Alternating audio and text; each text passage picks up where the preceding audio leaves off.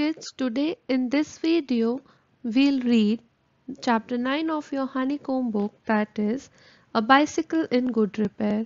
A man I knew proposed on evening we should go for a long bicycle ride together on the following day, and I agreed. I got up early. For me, I made an effort and was pleased with myself. He came half an hour late. I was waiting for him in the garden. It was a lovely day. He said, "That's a good-looking machine of yours. How does it run?" "Oh, like most of them," I answered. "Easily enough in the morning, goes a little stiffly after lunch." He caught hold of it by the front wheel and the fork and shook it violently. I said, "Don't do that, you'll hurt it." I did not see why he should shake it. It had not done anything to him. एक आदमी जिसको मैं जानता था, एक शाम में उसने मुझे प्रपोज किया, उसने मुझे एक आइडिया दिया कि क्यों ना हम अगले दिन बाइसिकल राइड पे चलते हैं, और मैं मान गया। अगले ही दिन मैं सुबह जल्दी उठा। मेरे लिए सुबह जल्दी उठना बहुत ही बड़ा एफर्ट था, बट फिर भी मैं खुश था। वह आदमी आधा घंटा लेट आया और मैं गार्डन में उसका वेट कर रहा था। बहुत ही अच्छा दिन था। अब वो आया और उसने बोला कि ओह, ये गुड लुकिंग मशीन, यानी उसने उसकी साइकिल को एड्रेस किया कि ये तो बहुत अच्छी है, ये कैसे चलती है? तो उसने बोला कि बिल्कुल जैसे और सब चलती हैं, मॉर्निंग में एकदम अच्छे से, और जब थोड़ा ज़्यादा चल जाए तो थोड़ा सा धीरे धीरे। He caught hold of it by the, और फिर उसने उसको आगे से पकड़ा, आगे वाला व्हील पकड़ा, फोक पकड़ा और बहुत वायलेंटली उसको शेक किया, हिलाया। मैंने उसको बोला कि ऐसा मत करो, उसके लग जाएगी, और मुझे समझ नहीं आ रहा था कि वह ऐसा क्यों कर रहा है। साइकिल ने तो उसका कुछ नहीं बिगाड़ा। Besides, if it wanted shaking, I was the proper person to shake it. I felt much as I should had he started whacking my dog. अब अगर तुम्हें हिलाना भी था उसको, उसके टायर को, तो मुझे बोल देते। I was the proper person to do that. लेकिन अब मुझे ऐसा फील हो रहा था जैसे कोई मेरे डॉग को मार पीट रहा हो। He said, this front wheel वॉबल्स। उसने बोला, ये जो फ्रंट व्हील है ना, ये सही नहीं है, ये हिल डुल रहा है, मतलब अच्छा नहीं है। I said, it doesn't if you don't wobble it. ऐसा नहीं होता अगर तुम इसको हिलाते नहीं। It didn't wobble, as a matter of fact nothing worth calling a wobble. और ये वॉबल नहीं करता, और सबसे बड़ी बात, कोई वॉबल होता ही नहीं है। He said, this is dangerous, have you got a hammer? उसने बोला कि बट ये डेंजरस है, तुम्हारे पास हथौड़ा है? I ought to have been firm, but I thought that perhaps he really did know something about the business. मैं firm होना चाहता था, लेकिन फिर मुझे लगा कि सच में उसको इस चीज़ के बारे में कुछ पता होगा। I went to the tool shed to see what I could find. When I came back he was sitting on the ground with the front wheel between his legs. मैं टूल शेड में गया देखने के लिए कि मेरे को क्या मिल सकता है, लेकिन जब मैं वापस आया तो मैंने देखा कि वो व्हील को अपने दोनों पैरों के बीच में फंसाकर बैठा हुआ है। He was playing with it, twiddling it around, twiddling it round between his fingers. The remnant of the machine was lying on the gravel path beside him. और वह उसके साथ खेल रहा है, उसको बार बार घुमा रहा है अपने फिंगर्स के बीच में, और जो उसके रिमेनिंग पार्ट्स हैं वो सब ऐसे ही मतलब रोड पे, पथरी रोड पे पड़े हुए हैं। He said, It looks to me as if the bearings were all wrong. उसने बोला कि मुझे ऐसा लगता है कि जितने भी इसकी bearings है, मतलब जो उसके अटैचमेंट्स होते हैं साइकिल वगैरह के, वो सही नहीं है। I said, don't you trouble about it anymore. You will make yourself tired. Let us put it back and get off. उसने बोला कि तुम प्लीज़ अपने आप को इतना परेशान मत करो, और तुम थक जाओगे। चलो ये सब वापस जैसा था वैसा कर दो और खड़े हो जाओ। He said, We may as well see what is the matter with it. Now it is out. चलो हम देख लेते हैं कि क्या हुआ है। अब वो आ तो गया ही है बाहर। He talked as though it had dropped out by accident. अब उसने ऐसा बोला जैसे उसने एक्सीडेंटली उससे ये सब चीज़ें अलग हो गई हो, लेकिन ऐसा नहीं था। Before I could stop him, he had unscrewed something somewhere and out rolled all over the path some dozen or so little balls. इससे पहले मैं और उसको रोक पाता, उसने सब कुछ अलग अलग कर दिया, पूरे साइकिल को खोल के डाल दिया। Catch them, he shouted, catch them, we must not lose any of them. He was quite excited about them. उसने सारा फैला दिया और बोल रहा कि उन्हें पकड़ो, हमें उनमें से कुछ भी चीज़ खोनी नहीं है। We grovelled round for half an hour and found 16. He said he hoped we had got them all because if not, it would not make a serious difference to the machine. I put them for safety in my hat. It was not a sensible thing to do, I admit. अब क्या हुआ कि उन लोगों ने जैसे तैसे सारी चीज़ें इकट्ठी करी, उन्हें 16 चीज़ें मिली। तो वो आदमी क्या बोलता है कि आई होप कि हमें सब कुछ मिल गया हो, अगर नहीं मिला होगा तो ये मशीन को दोबारा से सही करना इज़ नॉट पॉसिबल, और लाओ मैं इसको अपनी हैट के अंदर सेफली रख लेता हूँ। ऑल्दो वो कोई सेंसिबल चीज़ नहीं थी, I admit. He then said that while he was about it, he would see to the chain for me and at once began taking off the gear case. अब वो chain देखने लगा और उसने चेन को मतलब देखना शुरू करा, एग्जामिन करना शुरू करा और गियर केस को हटा दिया। I did try to dissuade him from that, मैं चाहता था कि मैं उसे रोक लूँ। I told him what an experienced friend of mine once said to me solemnly, if anything goes wrong with your gear case, sell the machine and buy a new one. It becomes cheaper. उसने मतलब उसको बताया कि उसका एक experience friend है जिसने उसको ये बताया था कि अगर आपके गियर केस के साथ कुछ हो जाता है तो आपको अपनी मशीन बेच देनी चाहिए और नया खरीद लेना चाहिए, वो सस्ता पड़ता है। He said, people talk like that who understand nothing about machines. Nothing is easier than taking off a gear case. तो वह आदमी क्या बोलता है कि अरे छोड़ो, लोगों को तो पता ही नहीं है मशीन्स के बारे में, कुछ बस ऐसे ही बोलते रहते हैं, सबसे ज़्यादा आसान काम गियर केस को ही निकालना है। I had to confess he was right. In less than 5 minutes he had the gear case in two pieces, lying on the path and was groveling for screws. He said it was always a mystery to him the way screws disappeared. उसने confess किया कि हाँ सही बात है, तुम सही कह रहे हो, गियर केस को निकालना बहुत आसान काम है क्योंकि 5 मिनट से कम में तुमने गियर केस को 2 पीसेस कर दिए, रास्ते पे पड़े हुए हैं, स्क्रूज इधर उधर फैल गए हैं। और उस पे से वो आदमी क्या कहता है कि ये हमेशा से एक मिस्ट्री रही है कि ये जो स्क्रूज है वो कहाँ गायब हो जाते हैं। Common sense continued to whisper to me, stop him before he does any more mischief. You have a right to protect your own property from the ravages of a lunatic. Take him by the scruff of the neck and kick him out of the gate. मेरे को बार बार मेरी common sense कह रही थी कि please उसे रोक लो, उसे ये सब और शरारत करने से रोक लो। तुम्हारे पास पूरा हक है कि तुम अपनी प्रॉपर्टी को किसी मैड पर्सन से, किसी पागल आदमी से बचा सको। इतना ज़्यादा डैमेज वो कर रहा है, उसको तुम रोक सकते हो, उसको उसको गले से पकड़ो, उसको बाहर निकालो गेट से।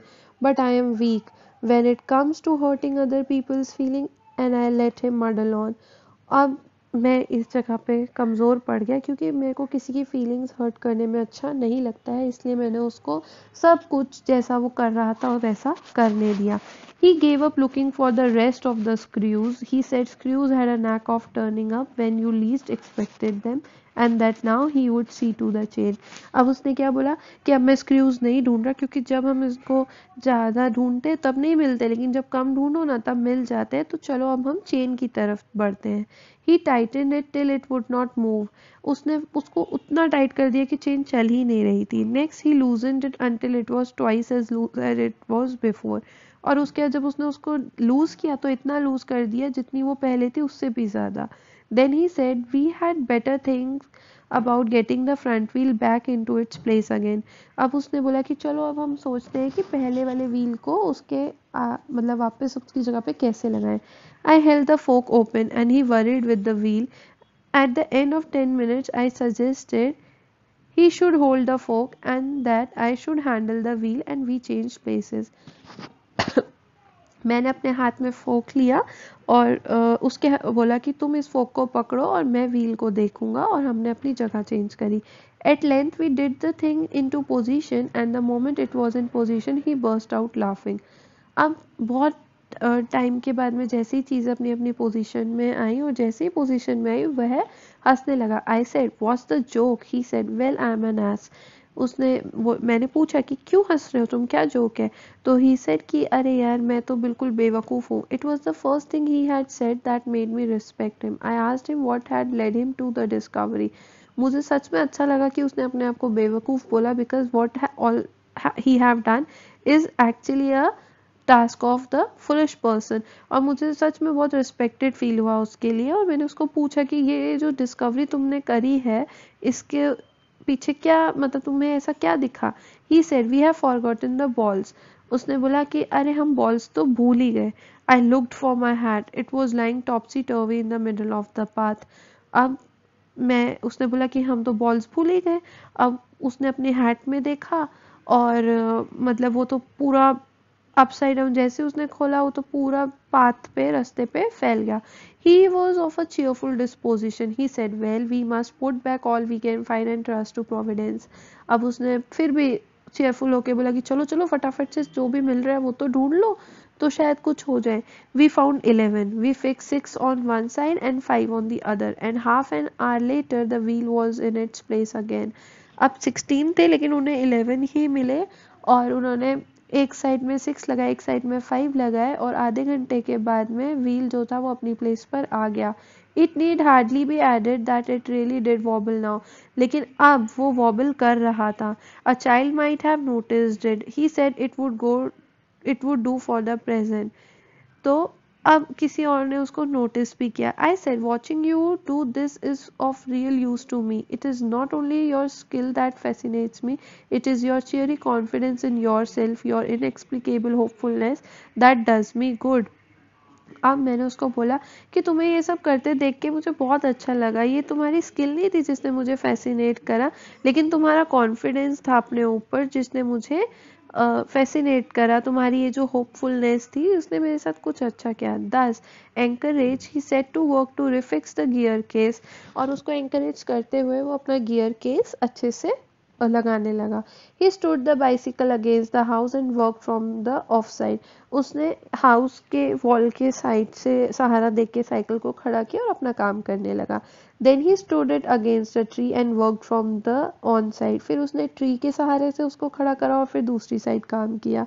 Then I held it for him while he lay on the ground with his head between the wheels and worked at it from below and dropped oil upon himself. Then he took it away from me and doubled himself across it till he lost his balance and slid over onto his head. अब क्या हुआ कि मैंने उसको पकड़ा और मतलब मैंने उसके लिए साइकिल को पकड़ा बिकॉज वो नीचे लेट कर व्हील्स को सही कर रहा था, तेल डाल रहा था, उसमें ऑयलिंग कर रहा था और ऑयल उसके माथे पर गिर गई. और उसके बाद में then he lost his temper and tried bullying the thing. The bicycle, I was glad to see, showed spirit. अब क्या हुआ कि साइकिल उसके ऊपर गिरी तो उसको बहुत गुस्सा आया और उसने उस साइकिल को थोड़ा सा गुस्से में वो करने की कोशिश करी. तो जो बाइसिकल थी, मतलब उसने बोला कि बाइसिकल को देख के मैं बहुत खुश था, बाइसिकल ने कुछ स्पिरिट शो करी. And the subsequent proceedings degenerated into little else than a rough and tumble fight between him and the machine. अब क्या हो गया था कि सारी चीज़ें जो थी वो उन दोनों की फाइट में बदल गई थी, उस आदमी और उस मशीन की. One moment the bicycle would be on the gravel path and he on the top of it. The next the position would be reversed, he on the gravel path, the bicycle on him. थोड़े time पहले क्या ऐसा हो रहा था कि एक moment में बाइसिकल के ऊपर वह आदमी है और दूसरे मोमेंट क्या हो रहा था कि वो आदमी रास्ते पर है, साइकिल उसके ऊपर है. Now he would be standing flush with victory, the bicycle firmly fixed between his legs. अब वो जीत गया और उसने बाइसिकल को अपने पैरों के बीच में अटका के खड़ा करा.